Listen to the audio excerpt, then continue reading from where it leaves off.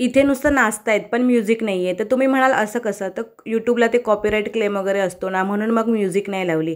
तर हा व्हिडिओ आहे वुमन्स डेचा.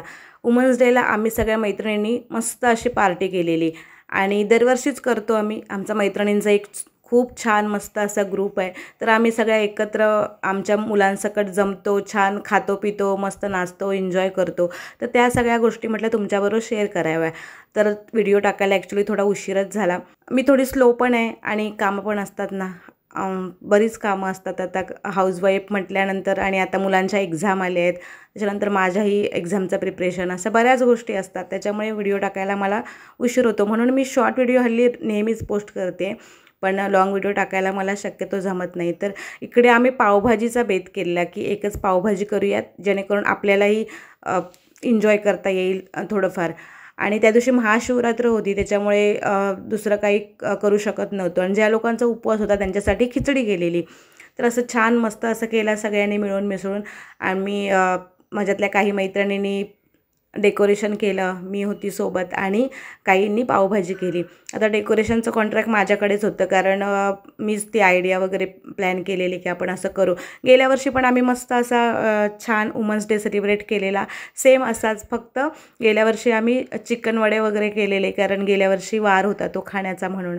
तर मस्त पावभाजी केली, सगळ्यांनी मिळून मिसळून कामं केली, खूप छान, खूप एन्जॉय केला आम्ही. म्हणजे अगदी तो वुमन्स डे ना पुरेपूर जगलो. म्हणजे ॲक्च्युली वुमन्स डे एकाच दिवशी नसतो तसं बघायला गेलं तर बाईसाठी वर्षाच्या 12 महिनेही ती स्वतःचं आयुष्य छान मस्त अशी जगू शकते. पण त्याबरोबर तिच्यावर काही मर्यादा असतात, काही बंधनं असतात, घरच्या जबाबदाऱ्या असतात, काही कर्तव्य असतात. पण आम्ही स्वतःला खूप लकी समजतो की आम्हाला हे सगळं छान करायला मिळतं. आमच्या घरची लोकं सपोर्टिव्ह आहेत आम्हाला. मेन म्हणजे आमच्या नवऱ्यांची खूप चांगली साथ मिळते ह्या सगळ्या गोष्टीमध्ये. तर हे सगळं असं आमचं व्यवस्थित मस्त असं चाललेलं असतं. मस्त मस्त आम्ही फिरायला जातो. याआधी मी ह्या मैत्रिणींबरोबर पुण्याला गेलेली पिकनिकला. मी असंच वन डे पिकनिक केलेली. तोही व्लॉग माझ्या चॅनलवर आहे, तुम्ही बघू शकता. इकडे आता पावभाजी बनवली जाते. ही जी पावभाजी बनवते ना ती खूप आमच्यातली सुगरण आहे. म्हणजे जेवणाचं काही बनवायचं असेल ना तर ही अगदी छान बनवते. आम्ही तिलाच सांगतो. चहा जरी बनवायचा असेल ना तरी आम्ही तिलाच सांगतो कारण आम्हाला तर वाटतं की तिच्या एवढी सुंदर चहा तर कोण बनवूच शकत नाही. त्याच्यामुळे जेवणाचे वगैरे काय कॉन्ट्रॅक्ट असेल ना तर तीच करते. आम्ही तिला हेल्प करतो. म्हणजे एका मैत्रिणीच्या घरी आता ही जे बीट मॅश करते ना तिच्या घरी हे सगळं प्रोग्राम चाललेलं. प्रत्येकाच्या घरी कोणा ना कोणाच्या घरी असं आम्ही जाऊन काय ना काय आमचे प्रोग्राम वगैरे असे चालूच असतात. तर ह्या डेकोरेशनसाठी जे बलून्स किंवा अजून जे काय पाहिजे होतं ना ते करायला आमच्या मुलांनी आम्हाला फार मदत केली. माझी स्वरा पण मस्त हार्ट शेपचे बलून्स तोंडानेच फुगवत होती कारण आमच्याकडे ती मशीन पण नव्हती. सगळ्या आमच्या मुलांनी पण आम्हाला खूप हेल्प केली. वुमन्स डे असं लिहिलेलं आम्हाला मिळतच नव्हतं. मग आम्ही काय केलं की अल्फाबेट्स असतात ते घेऊन यायला सांगितलं मुलींना आणि मग ते त्याच्यावरती चिपकवले. असं बराच सगळा प्रकार चालू होता, सगळा गोंधळ होता. पण खूप छान मजा आली. एक दिवस खूप छान एन्जॉय केला आम्ही. वुमन्स डेचं जे अल्फाबेट्स असतात ना तेही जवळ मिळत नव्हते. मग पोरींनी कुठून कुठून जाऊन शोधून घेऊन आल्या. ते मस्त एकत्र बसून सगळ्यांनी ते फुगवलं आणि त्यानंतर त्याच्यावरती जे गोल्ड त्या झालर लावली आहे ना त्याच्यावरती ते सगळं असं व्यवस्थित छान असं लावलं मस्तपैकी. इकडे पावभाजी चालू होती कारण जास्त क्वांटिटीमध्ये बनवायची होती ना कारण आम्ही जवळजवळ एक 20-25 जणं होतो. तुम्ही जे लोक व्हिडिओ बघत असतील ना कोणी तर त्या लोकांनी वुमन्स डे कसा सेलिब्रेट केला ना तर मला प्लीज कमेंट करून सांगा.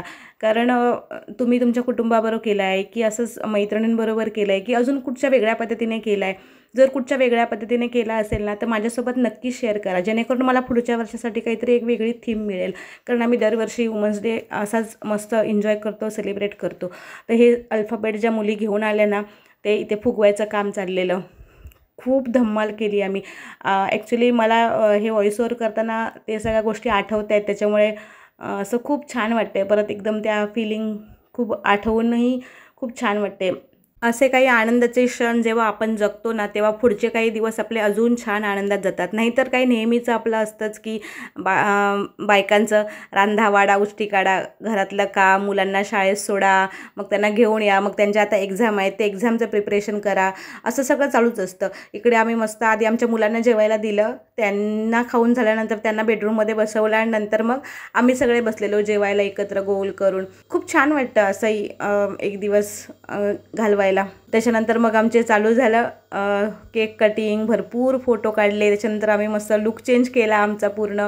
यावर्षी आम्ही सगळ्यांनी वन पीस घातलेले, कारण गेल्या वर्षी आम्ही साड्या नेसलेलो सगळ्या एकसारख्या, आणि ह्या वर्षी आम्ही वन पीस ट्राय केले, कारण आम्ही असं कुठे जास्त वगैरे जात नाही वन पीस वगैरे घालून। आणि म्हटलं ठीक आहे ना, हीच वेळ आहे आयुष्य एन्जॉय करायची, चला आपण ह्या वेळेला घालू सगळ्यांनी। एकत्रच जाऊन आम्ही सगळ्यांनी घेतले आणि घातलेही। केक कट केला, त्याच्यानंतर मस्त मस्त फोटो काढले वेगवेगळ्या पोजमध्ये, मुलींसोबतही काढले, आणि मस्त नंतर मग खूप वेळ एकदम मस्त नाचलो भरभरून, अगदी पाय दुखेपर्यंत नाचलो। मला काय वाटतं की या सगळ्याचं श्रेय जातं खरं तर आमच्या घरातल्या लोकांना, की ज्यांनी आम्हाला हे सगळं करायला परवानगी दिली। म्हणजे आमचे मिस्टर असतील, अजून माझ्या मैत्रिणी आहेत त्यांच्या सासूबाई असतील, किंवा अजून कोणी असतील।